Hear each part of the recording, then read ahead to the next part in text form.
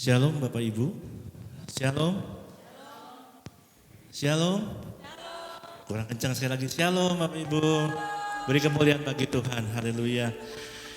Siang hari ini kita akan memperingati hari kenaikan Tuhan Yesus ke surga. Dia naik buat kita semuanya. Amin. Kita berharap pada Dia. Karena Dialah Allah satu-satunya buat kita semuanya. Engkau baik Tuhan. Kau naik ke surga menyiapkan tempat buat kami semua Tuhan. Kami yakin tidak ada Allah lain seperti Engkau Tuhan. Terima kasih Yesus. Kau sangat baik buat kami Tuhan. Amin. Amin. Terima kasih Yesus. Terima kasih.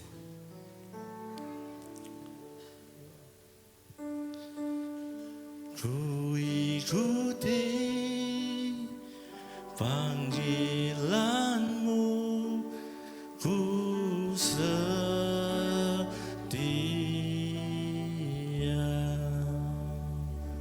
Amin Tuhan. Sungguh besar setiamu, Kau nyatakan bagiku. Kau Bapa yang selalu mengerti isi hatiku. Tak peduli masa lalu. Amin Tuhan. Engkau tetap memilihku. Ubahkanku, sempurnakan, jadi karya yang indah. Kemuliaan-Mu Kau janjikan, aku tetap percaya. Kini aku percaya, tiada yang mustahil bagimu. Kuasa-Mu kuatkanku, dasarku berharap.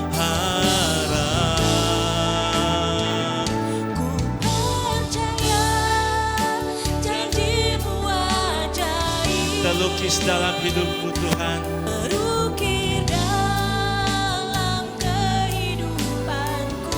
Amin. Ku berserah di dalam kekuatan-Mu. Ku percaya. Haleluya.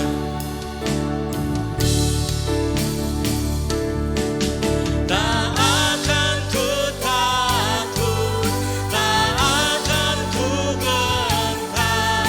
Kaulah hidupku, Kaulah Tuhanku. Tak akan ku ragukan kebaikan-Mu di hidupku.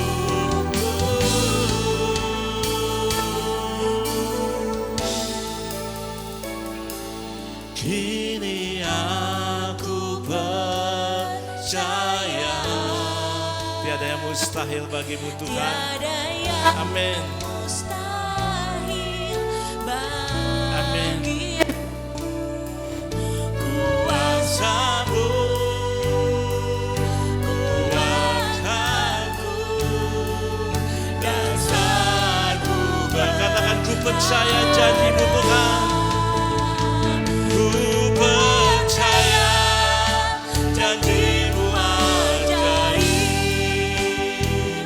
terukir dalam kehidupanku. Ku berserah di dalam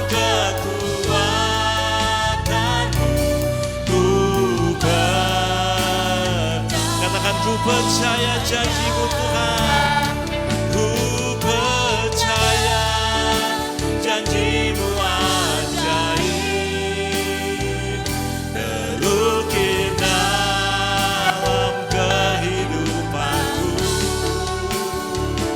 Ku berserah di dalam kekuatan-Mu.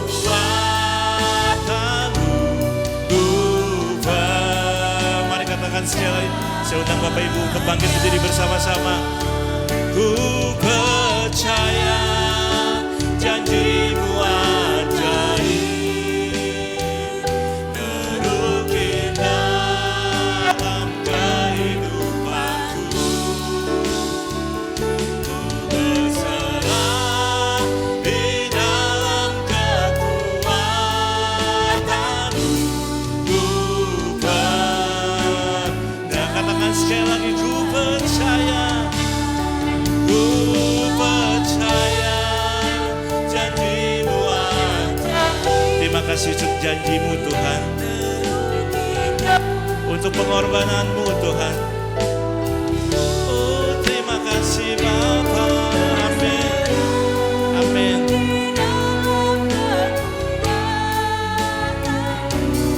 Ku percaya, ku berserah Tuhan. Ku berserah di dalam kekuatan-Mu. Ku percaya, ku berserah kepada-Mu Tuhan. Amin.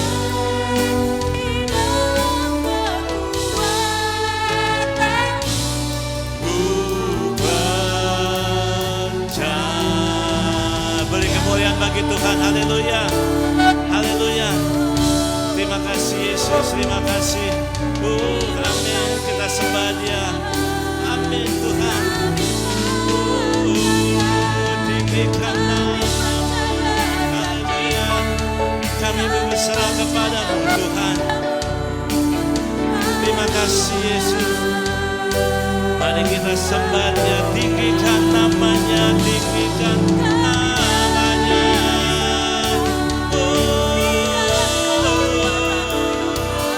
Kami memuji kebesaran-Mu Tuhan. Kami memuji kebesaran-Mu. Haleluya. Kami tinggikan nama-Mu Tuhan. Terima kasih.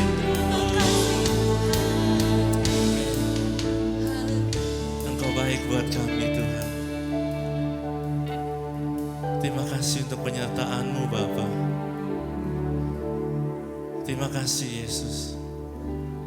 Kalau hari ini kami boleh ada di tempat ini, kami ingin memuji besarkan nama-Mu Tuhan. Karena kami tahu di atas puji-pujian Roh-Mu bekerja Tuhan. Yang sakit Engkau sembuhkan, yang terbeban berat Engkau lepaskan Tuhan. Biarlah kami pula membawa kebebasan Tuhan. Ada Engkau ajaib Tuhan, Engkau Allah kami Tuhan. Engkau naik ke surga pada hari ini Tuhan. Buat kami semua orang-orang berdosa Tuhan. Beri kemuliaan bagi Tuhan, haleluya Yesus. Terima kasih Tuhan. Kami pagi hari ini siap memuji besarkan nama-Mu. Yang percaya semua katakan amin. Shalom Bapak Ibu. Beri salam dengan satu dengan lainnya. Katakan Tuhan Yesus baik buat kita semuanya. Dia naik ke surga buat kita pada siang hari ini. Amin. Oh Yesus baik Tuhan.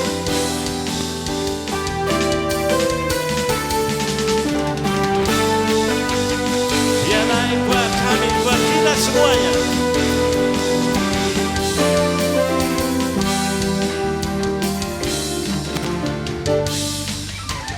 Kuasa maut telah dipatahkan oleh darah anak domba, oleh darah anak domba Allah.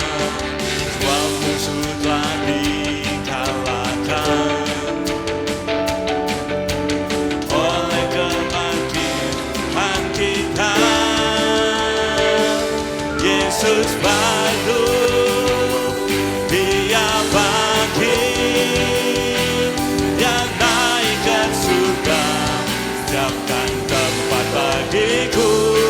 Yesus hidup, Dia bangkit, maut telah dipatahkan, kita jadi lebih dari pemenang. Haleluya. Yesus bangkit, Dia hidup buat kita.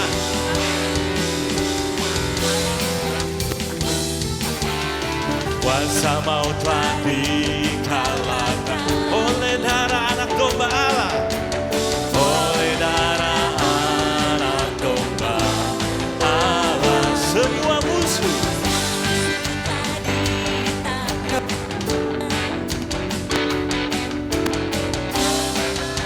Tuhan kita. Katakan Yesus hidup, Yesus hidup, Dia bangkit, yang naik ke surga, siapkan tempat bagiku. Yesus hidup, Dia bangkit, yang naik katakan, kita lebih dari pemenang. Katakan Yesus hidup, Yesus hidup, Dia bangkit, yang naik ke surga, siapkan tempat bagiku. Yesus hidup, Dia bangkit, maut telah dipatahkan, lebih dari pemenang. Maut telah dipatahkan, amin.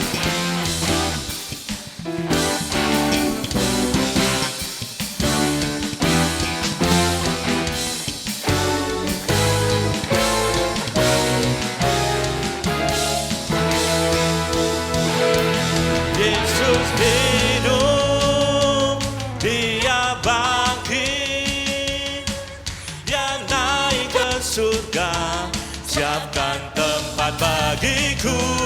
Yesus hidup, Dia bangkit, maut telah dipatahkan, kita jadi lebih dari pemenang. Yesus hidup, Yesus hidup, Dia bangkit, yang naik ke surga, siapkan tempat bagiku.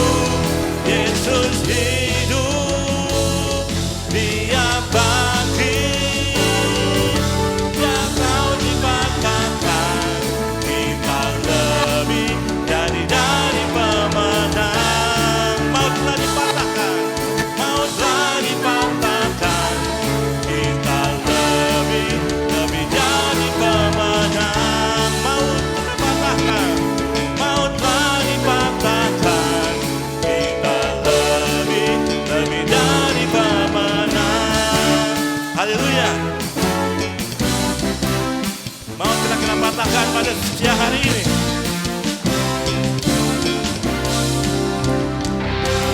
Api kemuliaan-Nya tercurah dari surga, penuhi kami semua, bangkitlah gereja-Nya. Api kemuliaan-Nya tercurah dari surga, beritakan pada dunia bahwa Yesuslah api kemuliaan-Nya. Api kemuliaan-Nya tercurah dari surga, penuhi kami semua, bangkitlah gereja-Nya. Api kemuliaan-Nya tercurah dari surga, beritakan pada dunia bahwa Yesuslah Raja, segala Raja. Katakan Dia segala Raja buat kita, amin.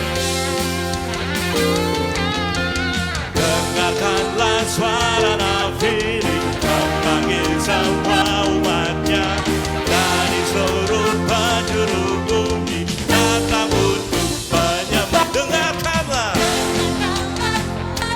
amin. Gereja Tuhan bersatu kini, mengangkat tinggi panjinya, ku siap maju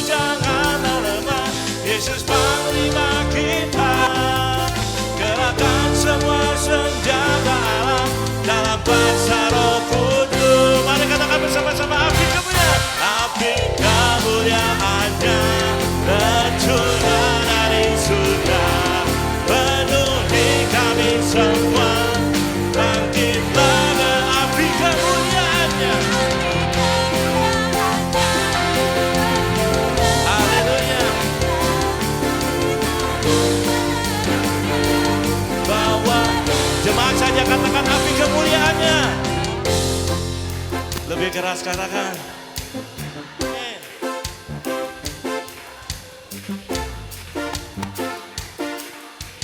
Katakan sekali lagi lebih keras. Api kemuliaannya. Amin.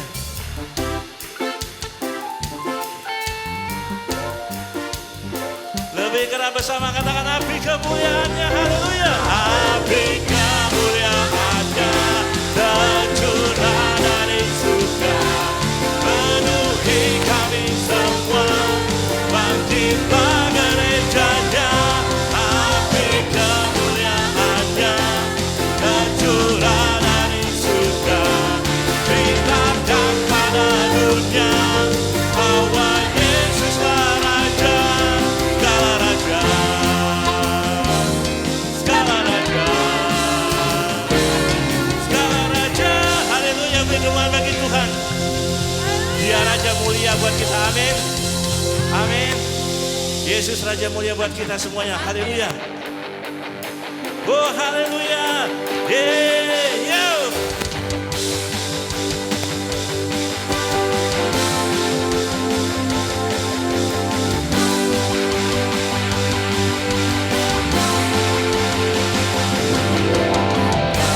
Raja mulia, Allah pemenang, katakan.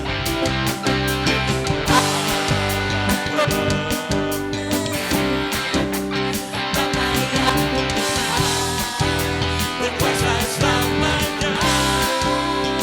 Segala ciptaan, segala ciptaan sujud menyembah.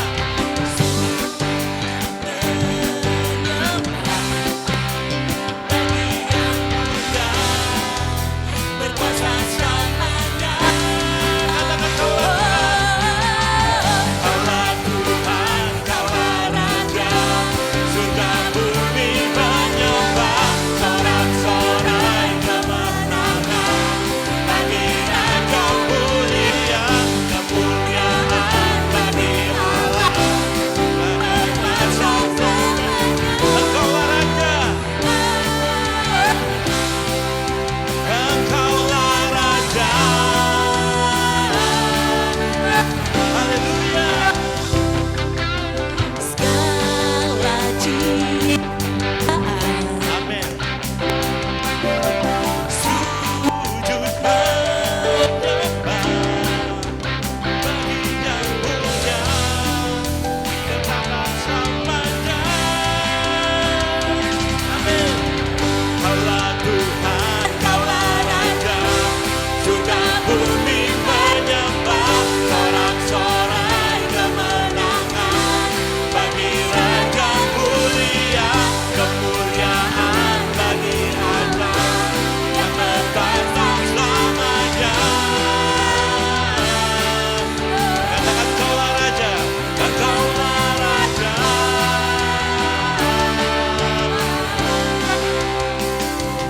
Amin. Saudara yakin percaya Dia Raja kita, amin. Amin. Amin. Kurang keras, amin. Katakan Kaulah Raja, Kaulah Allah kami Tuhan. Kaulah Tuhan, Kaulah Raja, surga bumi menyembah. Sorak-sorai kemenangan bagi Raja mulia, kemuliaan bagi Allah yang bertahta selamanya. Kata Kaulah Allah Tuhan, Kaulah Tuhan, Kaulah Raja, surga bumi menyembah. Sorak-sorai kemenangan bagi Raja mulia, kemuliaan bagi Allah yang berkuasa. Amin.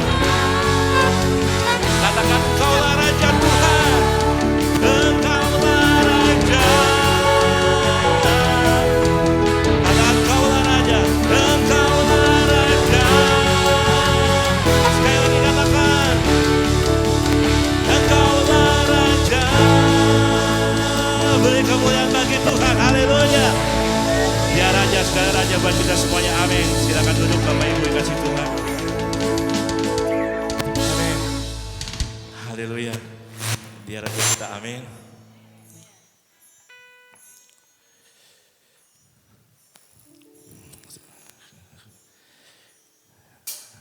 Amin. Dia Raja Tuhan.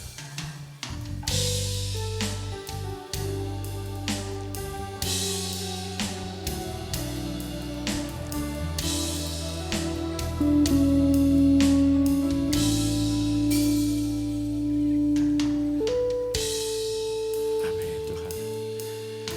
Bapa surgawi, ajarku mengenal betapa dalamnya kasih-Mu. Katakan Bapa surgawi. Bapa Amin. surgawi, buatku mengerti Amin. betapa kasih-Mu pada Katakan sekali lagi Bapa surgawi. Bapa surgawi, ajarku mengenal betapa dalamnya kasih-Mu. Oh, Bapa surgawi. Amin. mengerti betapa kasih-Mu pada Semua yang terjadi dalam hidupku Tuhan, semua yang terjadi di dalam hidupku, ajarku menyadari Kau selalu sertaku, beri hatiku selalu bersyukur padamu, karena rencanamu indah bagi. Mari katakan, Bapa surgawi, Engkau sungguh Bapa buat kami Tuhan. Amin. Ajarku mengenal Tuhan. ajarku mengenal betapa Amin. dalamnya kasih Oh, Bapa surgawi, surgawi, buatku mengerti Tuhan. mengerti betapa kasih Mari angkat tangan kita bersama-sama katakan, semua yang terjadi dalam hidupku, yang terjadi oh di dalam hidupku, ajarku menyadari Kau selalu sertaku, beri hatiku selalu bersyukur padamu, karena rencanamu indah bagiku. Semua yang terjadi di dalam hidupku, ajarku menyadari Kau selalu sertaku, beri hatiku selalu bersyukur padamu, karena rencanamu indah banget. Katakan sekali lagi, semua yang terjadi Tuhan, semua yang terjadi di dalam hidupku. Amin. ajarku menyadari Kau selalu sertaku, beri hatiku selalu bersyukur padamu, karena rencanamu indah bagiku. Rencana indah Tuhan buat kita semua, amin. Kita akan mendengarkan saksian dari Om Rudi, saya persilahkan.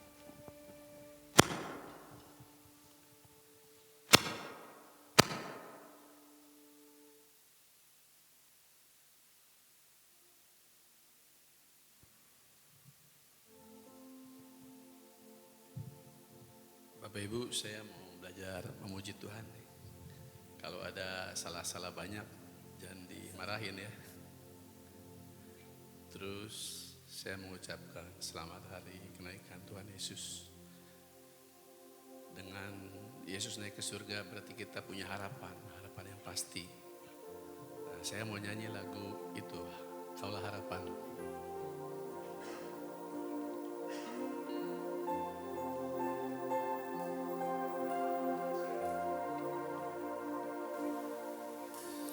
Bukan dengan kekuatanku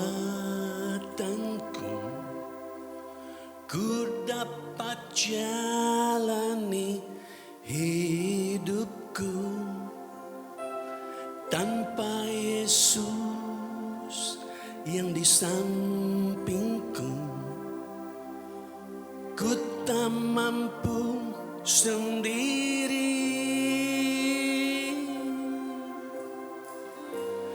Engkaulah kuatku yang menopangku. Ku pandang wajah-Mu dan berseru, pertolongan-Mu datang dari-Mu. Peganglah tanganku, jangan Kau lepaskan. Kaulah harapan dalam hidupku.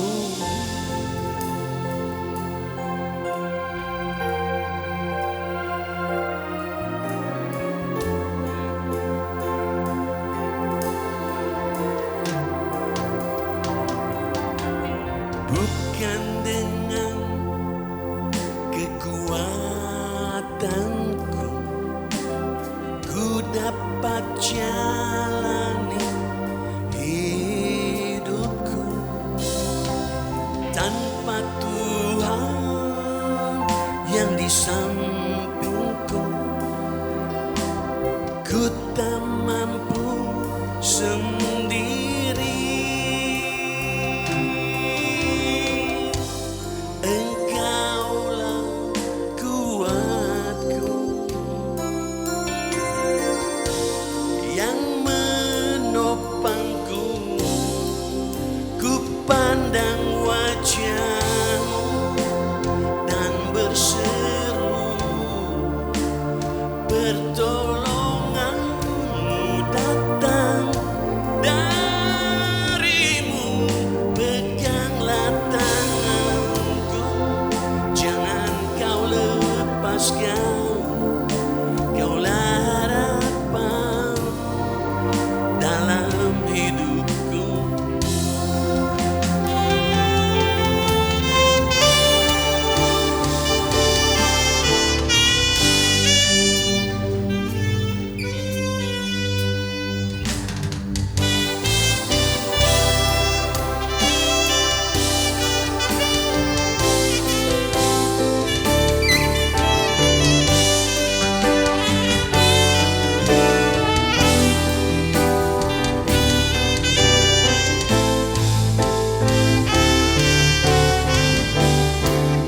Peganglah tanganku, jangan lepaskan.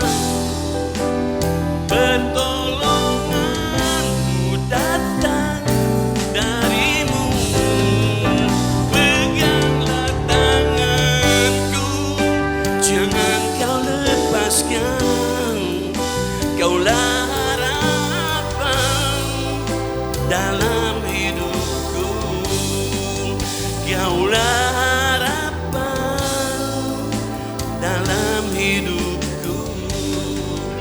Kaulah harapan dalam hidupku.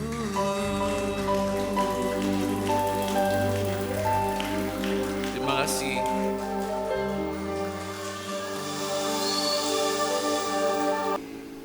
Makin meneguhkan kami, membuat kami makin faham siapa sesungguhnya Yesus itu. Lebih daripada itu, apa yang kami pahami, apa yang kami mengerti, Kami bagikan, kami beritakan kepada orang lain yang belum memahaminya. Bantu kami Roh Kudus untuk mencerna, memahami apa yang kami dengar dari firman-Mu hari ini. Dalam nama Yesus kami berdoa. Amin. Siapa Yesus Kristus itu? Seperti tema khotbah hari ini. Sungguhkah Yesus Kristus itu Allah? Sungguhkah Yesus itu Allah? Sebab orang sampai saat ini masih menganggap dari dulu ya, dia tuh guru agama, orang yang baik, ya, nabi seperti yang lainnya, gitu. Utusan Tuhan, bukan Tuhan. Tapi sungguhkah siapa Yesus ini? Dia Allah? Nah, jawabannya mari kita perjelas. Dalam Matius 16 ayat 13 sampai 17 dituangkan kepada kita atau disampaikan kepada kita bahwa sesungguhnya bahwa pertanyaan atau keraguan, kesalah tafsiran sampai munculnya Kristen progresif itu ya, mengatakan Yesus itu bukan Tuhan, bukan juga satu-satunya juru selamat. Nah, ini pemahaman-pemahaman yang salah ini nanti penyimpangannya akan jadi jauh. Itu bisa menyesatkan umat. Setelah Yesus tiba di daerah Kaisarea Filipi, ia bertanya pada murid-muridnya, kata orang, siapa Yesus itu? Siapa anak manusia itu? Jadi Yesus tanya kepada muridnya, kamu sudah dengarkan orang-orang berkata tentang aku. Siapa aku ini? Kata orang banyak. Lalu mereka menjawab, oh guru, ada yang menjawab engkau itu seperti Yohanes Pembaptis, seperti Elia, seperti Yeremia, atau mungkin seperti salah satu nabi-nabi yang lain.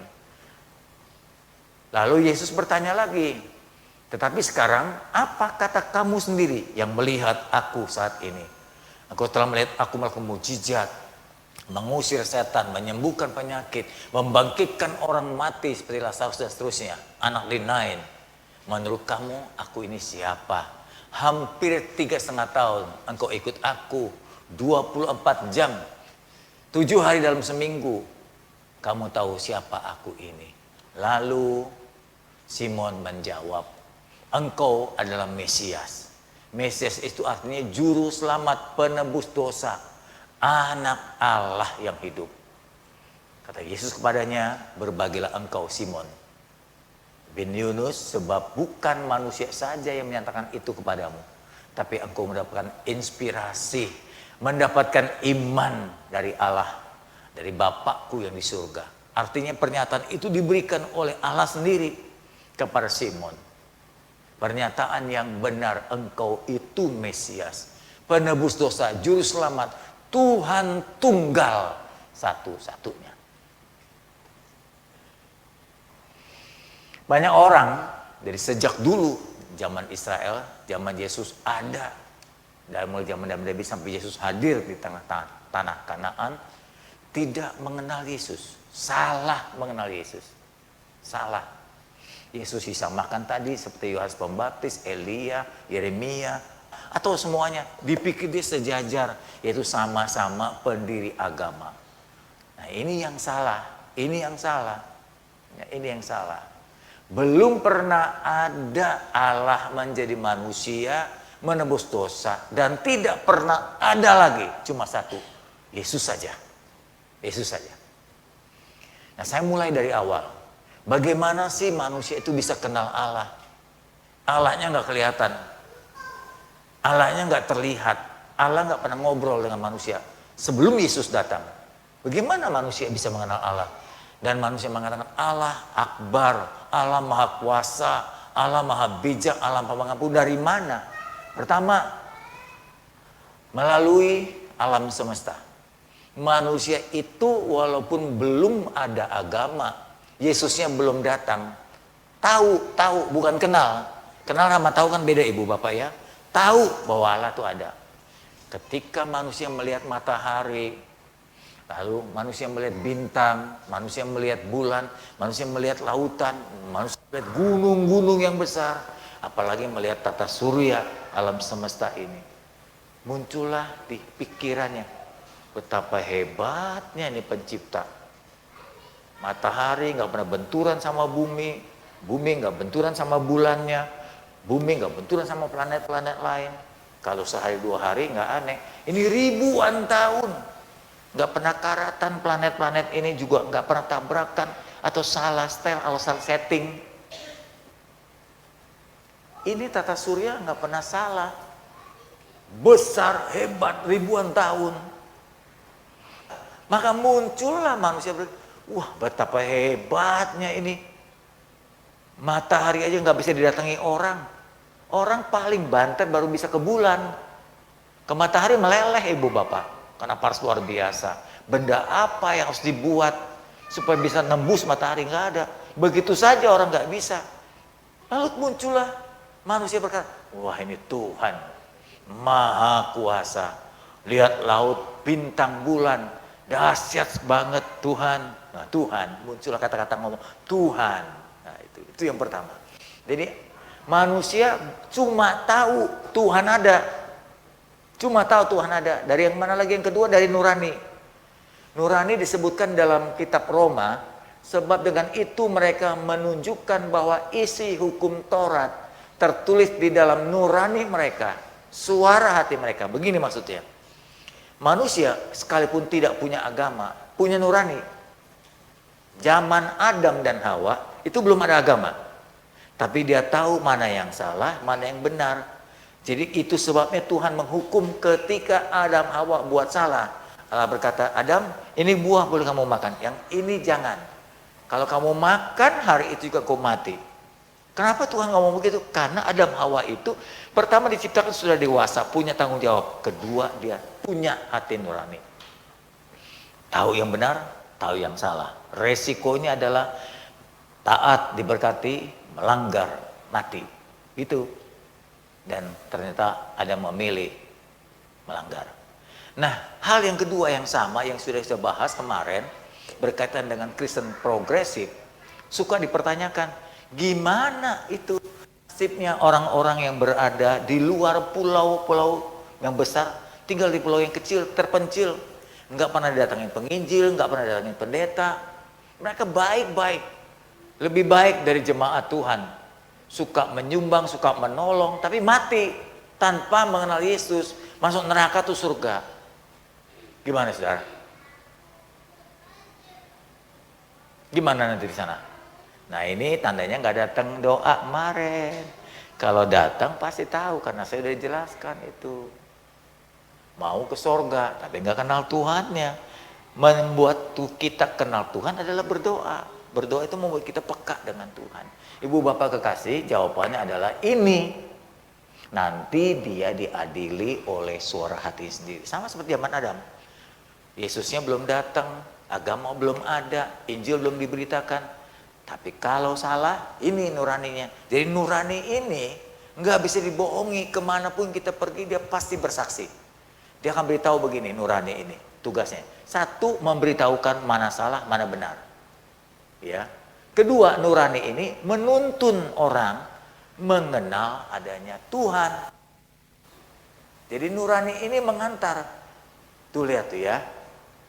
Tuhan tuh ciptakan begini nurani itu. Ada perbuatan baik, ada perbuatan. Nah, perbuatan baik ini gini-gini nih, manusiawi ini. Nah, ini salah nih. Nurani kita ada. Penjahat sekalipun itu punya nurani. Cuma nurani itu dipakai atau tidak. Makin diabaikan, makin keras dia. Makin tega dia melakukan kejahatan, bahkan tega untuk membunuh. Ya, makin dibiarkan nurani ini diabaikan. Mulai nurani berkata, jangan bohong, jangan bunuh, jangan diamin aja, ditutup-tutup. Lama-lama nurani jadi keras, akhirnya nggak berfungsi, bisa rusak nurani. Tapi nurani ini kalau dipakai terus ditaati, disesuaikan firman, lama-lama nurani jadi bagus. Tuhan bisa pakai nurani jadi suaranya. Tuhan bisa pakai suara Tuhan dengan nurani kita karena nurani kita sudah makin baik. Tuhan nggak mungkin pakai nurani orang-orang yang sudah keras hatinya, nggak mungkin. Soalnya Tuhan bilang percuma aku bicara dengan dia pasti nggak mau dengar. Tapi kalau nurani kita terus diasah seperti pisau, ya diikuti suara kebenaran itu, lama-lama dia jadi peka, jadi bagus. Ibu bapak. Jadi jawabannya itu, nurani dapat menyadarkan manusia bahwa Tuhan ada. Nah, ciptaan alam semesta dan nurani hanya membuat manusia tahu Tuhan ada. Tahu doang. Mengetahui Tuhan ada. Sudah. Kalau ditanya kenal nggak? Enggak. Sebagai contoh saja. Dulu kalau kita berteman dengan seseorang di luar kota, di luar pulau, suka pakai surat. Terus kemudian kita tanya, tolong dong supaya saya kenal kamu, kirim foto gitu. Nah, setelah itu dikirim foto. Kirim foto, oh gini orangnya, jadi sahabat pena kita. Kalau sekarang lebih gampang lagi dengan sosial media. Tapi justru dengan adanya sosial media banyak orang tertipu. Ya, terutama laki-laki nih. Kalau sudah dikenalkan, mau kenalan dong kan ada itu ya. Terus gambarnya cewek, baheno lagi. Nah, kepancing tuh yang cowok tuh. Ya, mulai kepancing tuh. Hati-hati nih, bapak-bapak. Kadangkala foto itu bukan tentu orangnya. Dia pancing, dia tipu gitu kata teman-teman. Pasti udah ada yang ketipu nih, ada yang minta duit begini, minta duit begitu, tolong ditransfer segala macam. Nah, hati-hati. Jadi seringkali apa yang kita tahu belum tentu benar. Karena kita nggak kenal dia. Sama seperti orang beragama. Kamu tahu nggak Tuhan? Tahu. Tuhan itu apa? Sama kayak sahabat pena. Katanya dia baik, dia maha sabar, dia cantik, dia kalau Tuhan maha kuasa, maha hadir, maha pengampun. Itu cuma tahu, tapi nggak kenal. Kecuali orangnya datang. Nih aku sahabat pena yang selama ini aku kirim foto loh. Nah sekarang aku eng-ing-eng di depan pintu rumahmu. Mau eng-ing-eng lagi. Supaya seru lah kelihatannya pakai eng-ing-eng. Ada depan rumahmu. Ini aku sahabat penamu. Kenal gimana? Bergaul, terus ngobrol, berkomunikasi. Dengan cara itu makin tahu hatinya. Orang beragama di bumi ini, di bumi bukan sama satu ya. Semua agama cuma tahu Tuhan ada, tapi nggak kenal. Nggak kenal. Oke, saya teruskan. Inilah menjadikan kegagalan manusia mengenal Allah. Cuma tahu. Sama seperti orang buta menuntun orang buta. Jadi kalau saya beragama lalu saya kenalkan orang, ayo beragama dengan saya, berarti saya orang buta nuntun orang buta. Lu nggak kenal, gue nggak kenal juga, cuma saya tuntun aja. Ntar kalau saya kecemplung, semua kecemplung masuk lubang. Itu agama. Saya nggak sebutkan agama apa ya, secara umum saja supaya saya nanti nggak dituntut hukum, nanti bilang penistaan. Secara umum agama itu nggak kenal Tuhan, cuma tahu ada Tuhan. Allah yang besar, Allah yang maha pengampun. Allahnya yang mana? Puja tahu? Nggak tahu. Jadi itulah kegagalan, bukan hanya pada orang sekarang. Zaman dulu, dari zaman Israel, juga nggak kenal Allah yang benar.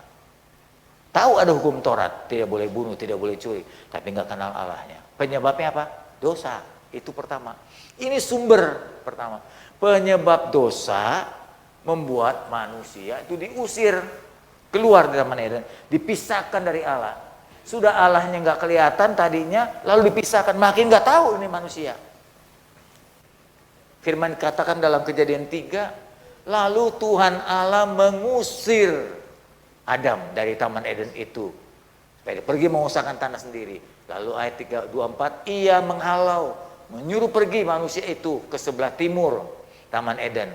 Dan kemudian Taman Eden dijaga supaya jangan sampai Adam masuk lagi sama Hawa ke dalam taman itu. Ngapain?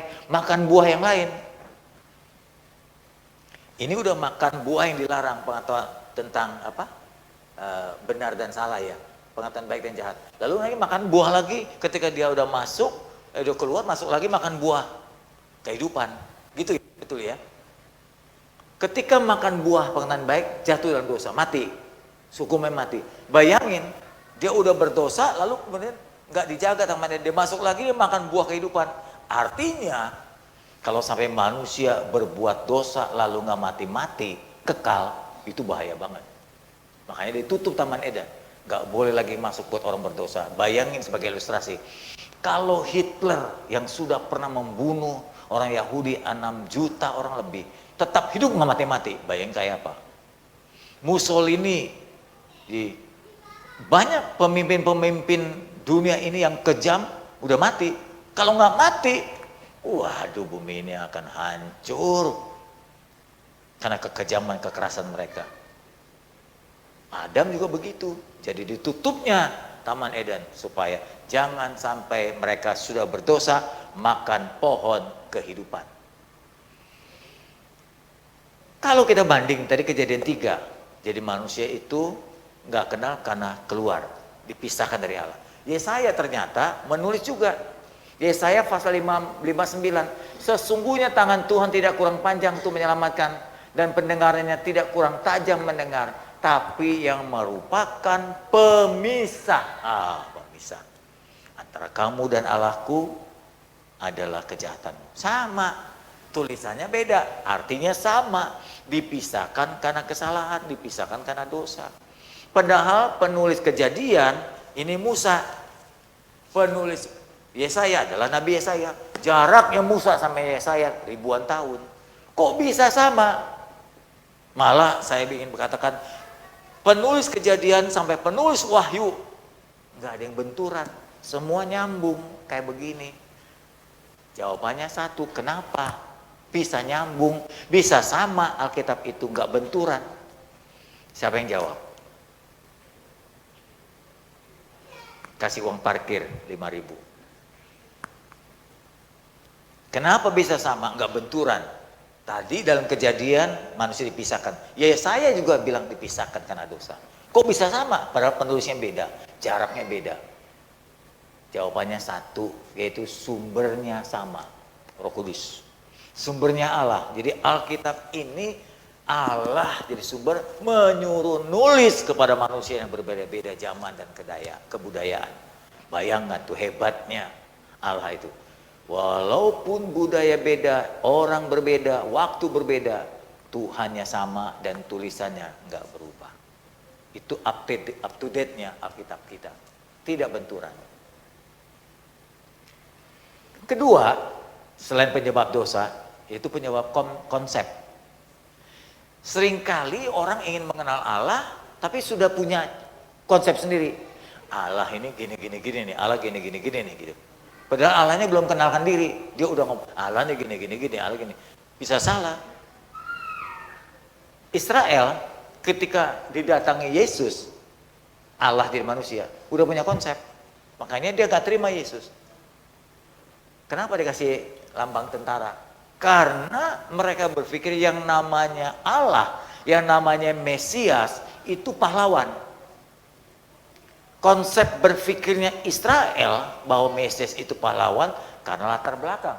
Latar belakangnya Israel itu banyak dijajah. Turki pernah menjajah, Romawi pernah menjajah, Yunani pernah menjajah, Persia pernah menjajah. Nebukadnezar apa tuh, dari mana tuh?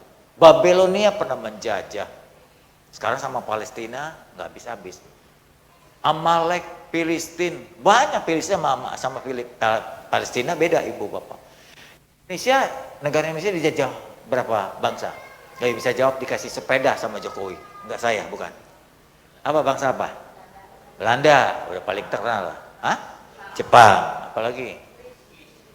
Portugis nggak di Jakarta tuh, di timur-timur. Ya nggak di Jawa, di timur-timur Portugis. Apa lagi? Inggris juga kalau nggak salah ya. Enggak. Portugis, Belanda, Jepang. Jeblok lu sejarahnya. Ayo lupa. Cina juga nggak pernah jajah ya. Dikit lah, termasuk dikit. Tapi Israel belasan. Saya sempat hitung kurang lebih sampai 14 bangsa menjajah Israel. Jadi Israel capek, lelah dengan penjajahan. Makanya dia mengharapkan, tolong dong. Udah banyak pahlawan seperti Gideon, Yefta, Simpson, tapi gagal-gagal terus. Ujung-ujungnya habis juga habis. Dia kirim tolong Mesias yang seperti jagoan, hero man. Ya, jadi seperti Troy, apalagi itu. Ya film-film itu bayangan dari orang Israel. Makanya saya kasih tentara model gini. Konsepnya adalah Mesias itu hebat, mengalahkan musuh-musuh. Ini muncul dari firman Tuhan, bukan karangan saya. Di dalam Kisah Rasul 1 ayat 6, maka bertanyalah mereka yang berkumpul di situ. Ini orang-orang Israel. Lalu tanya sama Tuhan, Tuhan Yesus, maukah engkau pada masa ini, sekarang ini, memulihkan, maukah kau usir penjajah ini yang menyusahkan hidup kita dari tanah Israel? Nah itu konsepnya. Secara umum Israel mengharapkan Mesias itu hebat, gagah perkasa, kebal peluru, begitu kalau perlu. Jago perang kayak Daud, gitu, kayak Gideon dan seterusnya. Tapi manusia itu kan terbatas umurnya. Diharapkan Mesias itu yang membebaskan Israel. Jadi ketika Yesus datang, dia bilang mana mungkin orangnya kok lemah lembut begini, orang salah diampuni, gitu, ya, nggak tegas, nggak dihukum, kok bangsa penjajah dibiarin aja gitu. Karena Yesus datang bukan mendirikan kerajaan dunia. Yesus datang mendirikan kerajaan Allah. Orang-orang Israel bilang, mana mungkin Mesias datang dari rakyat jelata. Yesus datang dari anak Yusuf Maria. Tukang kayu lagi, itu buruh banget. Tukang kayu itu bukan bikin mimbar, Bapak, itu cuma bikin yang hal kasar-kasar aja. Zaman dulu kan teknologi nggak seperti sekarang. Saya sudah ke rumah Yusuf Maria berkali-kali, nggak ketemu sih. Tinggalnya di goa, sederhana kayak pemulung ibu bapak. Banyak gelandangan tinggal di situ. Nah Yusuf Maria itu kayak begitu tinggalnya. Di goa-goa, nggak punya rumah, tinggal di goa, hidup sederhana. Tiba-tiba muncul dari anaknya bilang, aku Mesias. Mana mungkin dibilang kata orang Israel, Mesias datang dari rakyat jelata. Mana mungkin dia ngaku-ngaku Allah. Dia anak Yusuf Maria, nah gitu tuh. Terus orang zaman sekarang juga tanya, siapa? Isa Masih, Tuhan. Oh enggak, dia cuma utusan, dia nabi aja, dia orang baik, tapi bukan Tuhan. Itu banyak yang masih mempertanyakan, meragukan Yesus Mesias. Orang sekarang pun nanya, mana mungkin Allah jadi manusia? Gitu loh. Mana mungkin Allah itu nebus dosa manusia? Ya kita yang buat, kita yang tanggung jawab. Memang logikanya begitu, siapa yang buat dia yang bertanggung jawab. Terus dia bilang lagi, mana mungkin Allah bisa mati? Mana mungkin terus. Agama yang mengajarkan kita, dosa kita ya ditanggung sendiri, bukan ditanggung orang lain. Nah konsep-konsep itu ada pada zaman Israel, ada di zaman sekarang. Makanya susah dia terima Yesus. Itu loh masalah ibu bapak. Nah karena Allah melihat manusia ini bebel banget ya. Ada sesuatu yang baru nggak bisa terbuka ya. Ada sesuatu baru nggak bisa terima ya gitu. Gereja Bethel Indonesia, saya kebetulan di Gereja Bethel sudah 44 tahun. Salah satu kelebihan gereja kita adalah mau terima sesuatu yang baru, yang berguna. Salah satunya LED. LED ini teknologi, dulu dibilang duniawi ibu bapak. Musik gak boleh, duniawi apalagi pakai kulit binatang, haram. Ah, gitu-gitu tuh, haram. Ini produk kafir ya. Oh, ada seorang naik taksi, mau nyalain AC, supirnya bilang, permisi ya kepada penumpangnya, saya nyalakan AC. Tidak boleh. AC itu produk kafir. Nyalain radio, tidak boleh. Radio itu produk kafir. Terus semua. Akhirnya supirnya bilang, lu turun aja dah, berhenti mobilnya. Karena mobil ini juga produk kafir, turun lu. Gitu. Orang seringkali terlalu sok suci sampai munafik Bapak Ibu. GBI enggak gitu. Apa saja yang membantu kemajuan gereja mengikuti zaman. Kan kita juga teliti firman, tidak berdosa, lakukan saja. Nyanyi lagu dangdut, dulu kan bilang kafir. Nyanyi lagu Yesus kekasih jiwaku, itu kan dangdut. Ku percaya padamu gitu. Dulu dibilang kafir, jangan nyanyi. Dan nadanya sih boleh dangdut, emang dangdut dosa? Enggak juga, keroncong enggak dosa juga, jazz juga enggak dosa. Asal yang penting isinya memuliakan Tuhan. Nah itu yang membuat GBI jadi maju Bapak Ibu. Dulu kalau ke gereja mesti pendeta pakai celana putih, baju putih, gigi putih tentunya, rambut putih. Sekarang enggak, pakai merah pun boleh, pakai batik gue boleh, bukan dosa kok, pakai warna lain. Bapak Ibu, karena manusia sudah punya konsep sendiri, nggak bisa kenal, cuma tahu, lalu Tuhan mengenalkan dirinya. Nih, aku datang ya, supaya kamu kenal, agar kamu tidak menyimpang, agar kamu tidak tersesat. Nih, aku kenalkan diriku. Nah, Tuhan turun. Tuhan turun jadi manusia dengan dua tujuan. Satu, supaya kenal. Kedua, ingin menebus dosa kita. Gitu loh Bapak Ibu. Dari mana Yesus itu? Siapa dia? Supaya sekarang jadi teguh kita nih. Yesus satu-satunya Tuhan. Apa datanya, apa dasarnya? Karena dia berasal dari surga. Yohanes 3:13. Tidak ada seorang pun telah naik ke surga selain daripada dia Yesus yang telah turun. Telah turun berarti kan dari atas. Telah turun dari surga. Berarti Yesus itu asalnya dari surga. Bukan manusia biasa. Dia nggak sama dengan nabi-nabi lain. Dia berasal dari surga. Nah, yang di surga itu siapa? Ya Allah. Dia jadi anak manusia.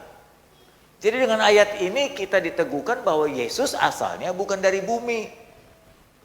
Bukan dari benih laki-laki manusia biasa. Tapi dari Allah, dari surga. Jika Yesus tidak turun atau Allah tidak turun jadi manusia, siapapun agama apapun tidak akan kenal Tuhan. Cuma tahu ada Tuhan. Dia sembahyang sama Tuhannya.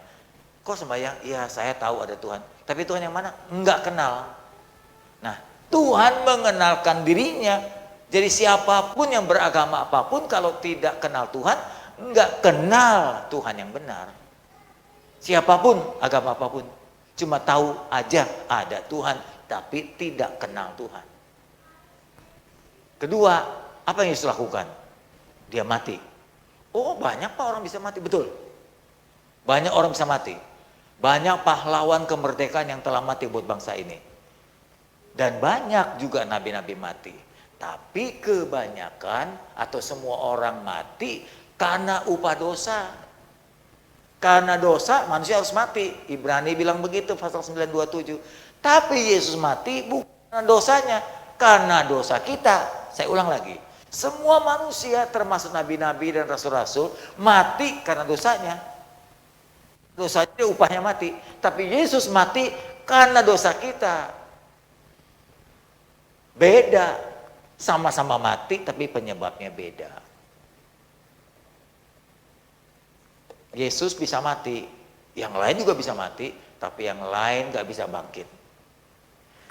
Yang lain mati dari Adam sampai nabi-nabi. Tubuhnya kalau dibiarkan dalam tanah, 1 tahun kemudian angkat dah, udah hancur tubuhnya. Mulai tinggal kelihatan tulang-tulangnya, habis dagingnya.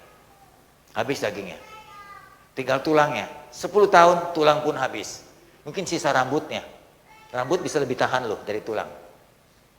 Karena saya sering menggali kuburan. Kurang lebih ada 5-6 bulan lalu saya memindahkan jenazah teman. Karena dia sudah beli tanah, lalu dibeli satu petak itu kurang lebih untuk 23 lubang kuburan, 23 satu. Pindahkan bersama dengan papahnya. Jadi satu di kuburan. Saya pimpin upacara itu. Ya tinggal tulang-tulangnya. Gitu. Yesus tidak gitu. Yesus tidak gitu. Yesus itu mati. Seperti perkataannya. Apa yang dikatakan itu terjadi. Hari ketiga dia bangkit. Tidak pernah ada manusia seperti ini. Itu manusia biasa mati. Nabi-nabi, jemaat, rasul. Siapa saja. Kalau mati, tanahnya, tubuhnya menjadi satu dengan tanah membusuk. Kemudian habis bersama dengan tulang. Tapi Tuhan bangkit. Bangkit. Ini kan membuktikan bahwa Yesus itu bukan orang biasa. Dia Tuhan. Coba cari semua pendiri agama. Sebutkan nama salah satu. Gak pernah ada yang bangkit seperti ini. Itu membuktikan perbedaan yang mestinya orang yang beragama sadar Yesus ini gak seperti pendiri agama lain. Beda sendiri dia. Beda sendiri dia bangkit. Kata siapa? Bukan kata siapa, disaksikan. Disaksikan banyak orang.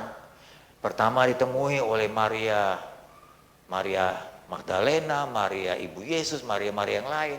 Murid-murid Tuhan juga ke kuburan menyaksikan. Sampai Thomas pun menyaksikan.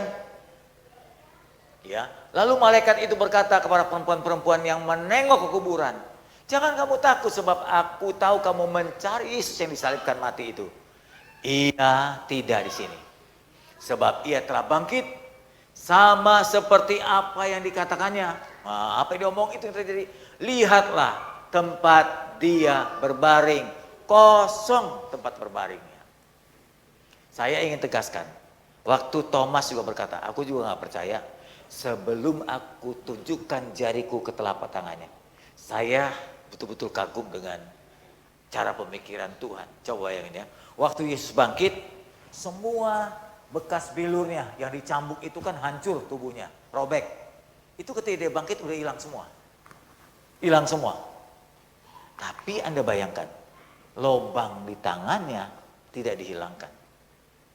Betul tidak?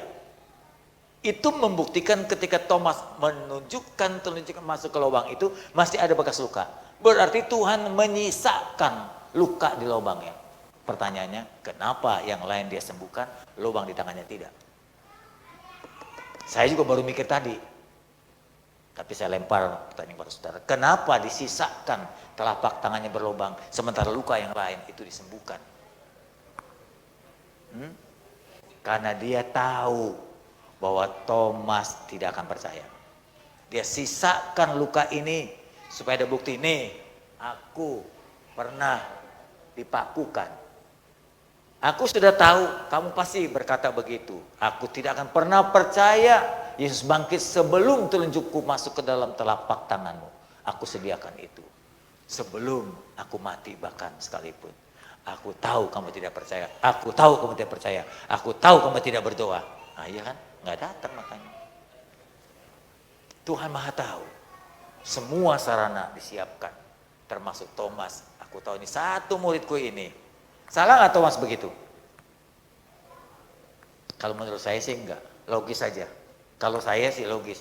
Manusia begitu dasarnya kurang percaya sebelum dia buktikan. Dibuktikan dia masukkan telunjuk ke telapak tangannya. Betul. Tuhan kasih dan izinkan dia mencucuki telapak tangan Yesus.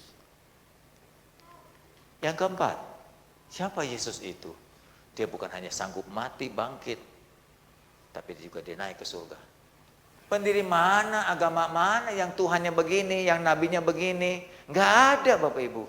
Ini pun bukan kata orang, ini pun bukan karangan, ini pun bukan dongeng. Disaksikan orang, disaksikan Pak, iya. Ada ajaran yang mengatakan, wah nabinya pernah naik ke bulan, naiknya. Malah dia pernah pergi ke matahari. Wah dia kirim matahari ke bumi lu.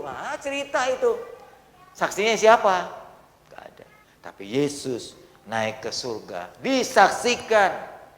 Lihat, ia mengatakan demikian terangkatlah ia disaksikan oleh mereka. Dan awan menutup dari pandangan. Makin tinggi seseorang naik ke atas, makin tertutup. Kan awan juga ada di tengah, enggak di atas. Awan itu ada beberapa lapis. Kita pernah naik pesawat kan? Kadang-kadang bisa di atas awan. Tapi di atas pesawat ada awan lagi. Gitu loh. Nih ya. Ketika Yesus naik terangkat ke atas, murid-muridnya melihat, tapi lama-lama makin tinggi Yesus naik tertutup oleh awan-awan. Kira-kira Yesus nyasar enggak? Yesus sudah pakai Google Map. Jangan khawatir. Jangan khawatir. Ketika mereka menatap ke langit, waktu yang naik itu tiba-tiba berdiri dua orang. Saya yakin itu oknum yang lain. Yesus oknum anak, oknum Bapa, oknum Roh Kudus. Oknum yang dua ini berpakaian putih dekat mereka dan berkata, hai orang-orang Galilea yang melongo, mengapa kamu berdiri melihat ke langit terus menerus? Karena apa? Belum pernah manusia melihat begitu. Kalau toh kita juga ada di situ, kita pasti melongo yang sama. Karena kita kagum belum pernah ada. Wow, ini bukan pesulap, makin tinggi dan gak turun-turun lagi. Nanti turun seperti firman Allah katakan. Dia yang terangkat ke sorga meninggalkan kamu akan datang kembali dengan cara yang sama. seperti kamu melihat dia naik. Cara yang sama, naik dalam kemuliaan, dia akan turun dalam kemuliaan. Bukan tempat, gak pernah bicara soal tempat. Disaksikan 500 orang, dari mana kita tahu? Firman Tuhan dalam Korintus 15. Sesudah itu Yesus bangkit dan menampakkan diri. Dia temui murid-muridnya, dari yang perempuan sampai yang ke-11 murid, karena Yudas sudah gantung diri kan. Dan kemudian dia kumpulkan murid-murid lain juga. Jumlahnya, Alkitab berkata, sesudah itu yang menampakkan diri kepada lebih dari 500 orang. Di dalam pengadilan, sebuah kebenaran akan dikatakan jika ada 2 saksi yang benar. Sudah kebenaran. Ini lebih dari 500 menyaksikan Yesus terangkat. Sekaligus kebanyakan dari mereka waktu itu ketika ini belum ditulis masih hidup. Ya sekarang sudah meninggal ribuan tahun. Tapi beberapa di antara mereka telah meninggal. Hebatnya tulisan ini. Ketika dia bangkit, kan banyak orang makin lama makin tahu. Walaupun dia tidak memegang Yesus, kumpulin orang-orang, dikumpulin hampir 500. Lalu setelah cukup waktu Yesus 40 hari menyaksikan diri kepada hampir 500 orang, dia ajak, ayo kumpul sampai ke satu bukit namanya Bukit Zaitun. Di Bukit Zaitun Yesus ngomong, salah satunya Yesus berkata, murid-muridku jangan tinggalkan kota Yerusalem ya. Aku akan kirim penolong bagimu, Roh Kudus. Sambil ngomong begitu dia terangkat. Dia terangkat, berarti ada orang yang menyaksikan ketika dia terangkat. Kurang lebih 500 orang yang pernah diajak melihat kebangkitannya. Kalau udah naik ke atas mau ngapain? Masih ada kerjaan Tuhan. Dia sediakan tempat buat saudara. Sebab aku pergi ke situ untuk menyediakan tempat bagimu. Kita ini sudah mulai disiapkan. Yang bertobat percaya Yesus sudah mulai disiapkan. Apabila aku pergi ke situ dan telah menyediakan tempat bagimu, aku akan datang kembali. Wah, ini luar biasa ini. Sekarang Yesus jadi kontraktor nih. Sedang buat tempat tinggal. Tapi jangan bayangin sebab ada gereja yang salah. Kita punya tempat di bumi, kita akan punya tempat di surga. Kita punya gedung rumah di bumi, kita punya gedung di surga. Saya nggak tahu. Saya nggak tahu tempat di surga itu seperti apa. Dengan tanah yang luas, kita nggak pernah tahu. Karena kita nggak pernah ke surga dan sekarang nggak pernah turun lagi. Yang kita tahu adalah ada tempat. Disediakan namanya tempat buat hidup selama-lamanya jauh lebih baik daripada di bumi yang hanya 80 tahun. Aku akan datang kembali kalau sudah menyediakan tempat bagimu. Makanya seringkali ada protap begini. Ada teman meninggal. Tuh tempatnya udah selesai tuh. Dia dipanggil pulang. Kita kalau beli rumah cicilan udah selesai. Suka dipanggil apa namanya itu? AJB ya. AJB tanda tangan ya. Terus ada akte notaris gitu. Tuh dipanggil tuh gitu. Nah kira-kira rumah saudara sudah jadi? Saya sih minta tunda dulu. Tolong renovasi lagi ini belum selesai. Udah lu pasang, oh belum, biasanya belum. Sengaja dibikin tidak selesai. Supaya kita agak lebih lama di bumi ini, amin. Kalau udah selesai bisa bayar. Ada keamanan, ada IPL, ada air. Ibu bapak, ini kan di bumi, di surga nggak bayar lagi. Semua gratis. Dia sediakan tempat. Di mana ada agama yang dapat menjamin seperti ini? Nggak ada Bapak Ibu. Saudara dan saya memilih Yesus tidak salah. Dan sudah akan jadi salah kalau pindah meninggalkan Yesus. Salah. Rugi besar banget. Bayangin sudah begini. Sudah ditebus, diselamatkan, disediakan tempat. Dia balik lagi, jemput lagi. Aduh luar biasa. Dan terakhir, dia bilang kalau aku pergi, aku tidak tinggalkan engkau sendiri. Jadi nggak pernah ada anak Tuhan yang tinggalkan sendiri. Kalau Anda berkata, kenapa ya aku sendiri Tuhan? Kenapa aku dibiarkan sendiri? Nggak ada. Dia nggak pernah tinggalkan kita yatim piatu. Dia kirim penolong sesuai dengan firman dan janji. Yang benar ini kukatakan kepadamu adalah lebih baik, lebih berguna aku pergi ke surga. Sebab jikalau aku tidak pergi, penghibur itu, penolong itu akan datang.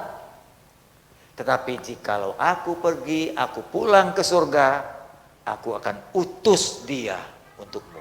Jadi kita nggak pernah sendirian, Bapak Ibu, dalam hidup ini. Ketika engkau dalam kesusahan, dia tahu. Ketika engkau menangis, apa nyanyiannya? Dia tahu.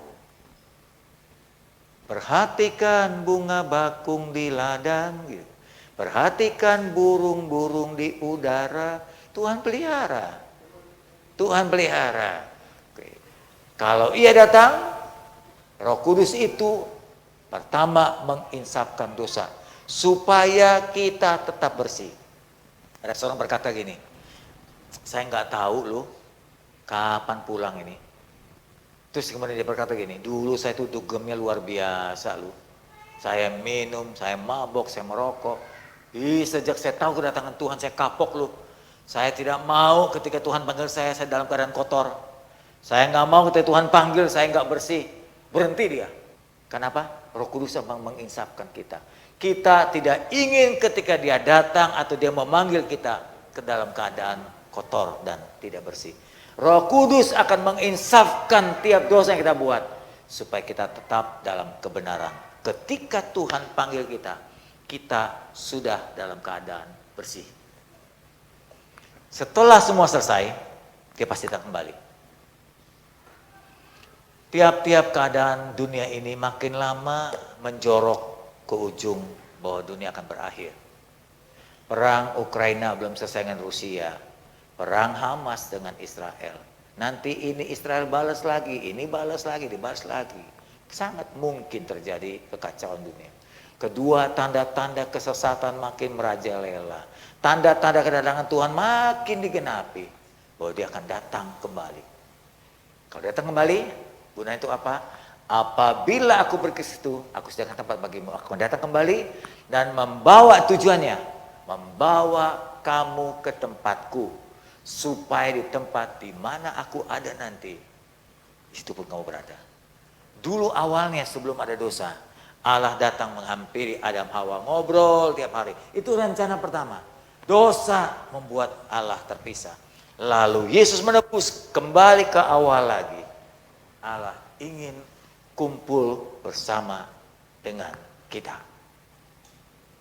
Kalau ada kumpul, sudah semua kebutuhan, semua keberadaan akan baka dan kekal. Tuhan memberkati. Mari kita tutup kepala, kita berdoa. Kita naikkan pujian tadi kembali. Engkau Allah dan Tuhan kami. Puji Tuhan. Mari tayangkan pujian tadi. Dialah yang menciptakan. Dia yang menebus. Dia yang bangkit. Dia yang ke surga. Dia sediakan tempat bagi kita. Haleluya.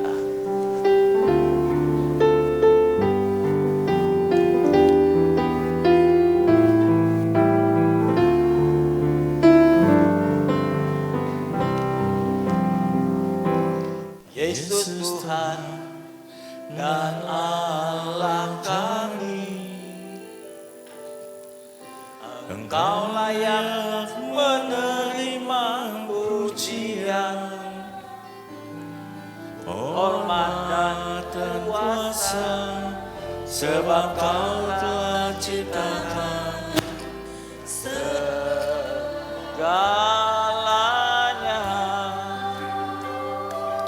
Oleh karena kehendak-Mu, semuanya itu telah ada dan diciptakan untuk kemuliaan-Mu. Terpujilah Tuhan. Sana terpujilah Tuhan. Terpujilah Tuhan Yesus. Sana terpujilah Tuhan. Terpujilah Tuhan.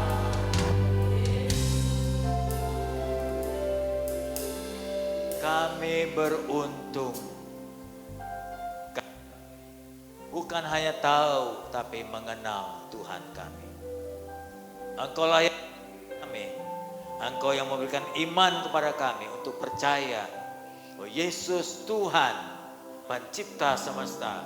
Yesus Tuhan, Mesias penebus dosa. Yesus Tuhan, Alfa dan Omega. Yesus Tuhan, penghakim dunia ini. Yesus Tuhan yang menyediakan tempat bagi kami di surga. Yesus Tuhan yang telah turun dan naik ke surga. Yesus Tuhan selama-lamanya Allah. Teguhkan kami, kuatkan kami, inikan kami untuk memberitakan Injil ini kepada orang lain. Namamu kami berdoa Tuhan. Amin.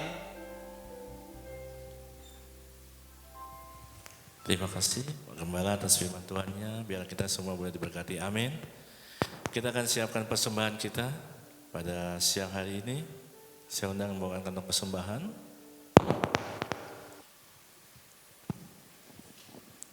Mari kita berdoa. Kami mengucap syukur Tuhan Yesus, terima kasih banyak untuk berkat firman-Mu yang telah kami dengarkan di siang hari ini. Biarlah firman ini menjadi rema dalam kehidupan kami. Bapa, saat ini kami akan memberikan persembahan syukur kami. Kiranya Engkau memberkati persembahan ini, pakai persembahan ini untuk hormat dan kemuliaan nama-Mu. Di dalam nama Tuhan Yesus, ini kami umat-Mu, kami beri dengan penuh sukacita. Haleluya, amin. Sampai persembahan dijalankan, kita akan puji Tuhan. Dia bangkit, dia naik ke surga buat kita semuanya. Amin.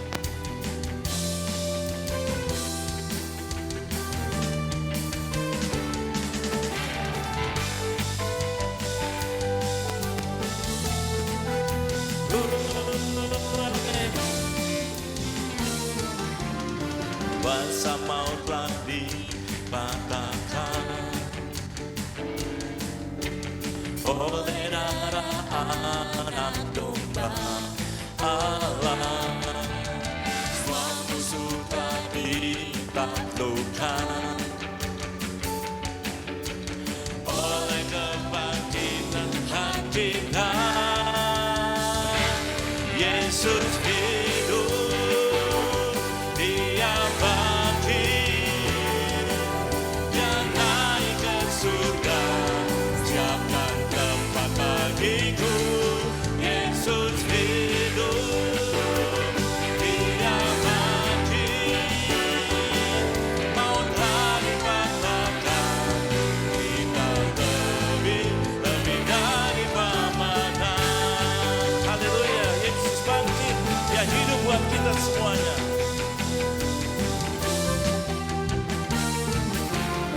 Maut katakan dikalahkan oleh darah anak domba Allah.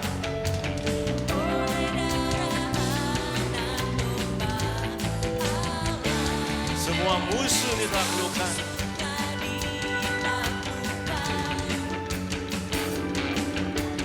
Oleh kebangkitan kita,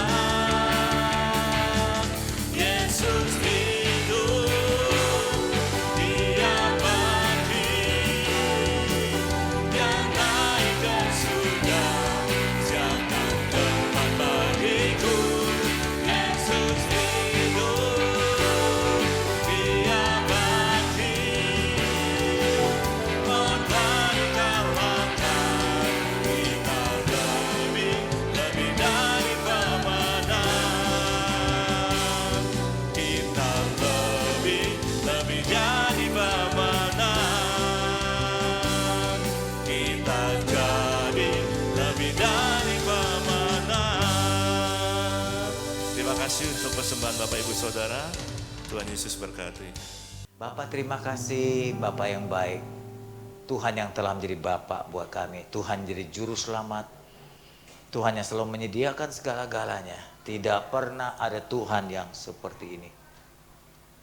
Seluruh kebutuhan kami, dari kebutuhan fisik sampai kebutuhan batin, hingga kebutuhan kekal sorga, Tuhan yang sediakan. Makan minum Tuhan sediakan. Tuhan cari cara kami boleh mendapatkan rezeki dan berkat. Kesehatan Tuhan juga pelihara, Tuhan berikan kekuatan. Buat yang sakit Tuhan berikan kesembuhan. Yang menemukan jalan buntu Tuhan berikan solusi. Yang tertekan Tuhan berikan kekuatan dan kelegaan. Yang putus asa Tuhan kasih pengharapan. Yang berdosa Tuhan beri penebusan. Yang berpulang Tuhan berikan surga mulia. Jemaat Tuhan, mari bangkit berdiri. Angkat tanganmu, baik yang di atas atau di bawah, untuk menerima penyertaan Tuhan. Tuhan memberkatimu. Tuhan melindungimu. Diberkati saat engkau keluar masuk pintu rumahmu. Diberkati keluargamu. Diberkati hidupmu. Tetaplah jadi berkat dimanapun engkau berada. Kembalilah ke tengah keluarga kita dengan membawa kasih Bapa, cinta Yesus yang tak pernah berubah. Kekuatan perlindungan Roh Kudus dijanjikan selalu menyertai kita hari ini, besok, dan sampai selama-lamanya.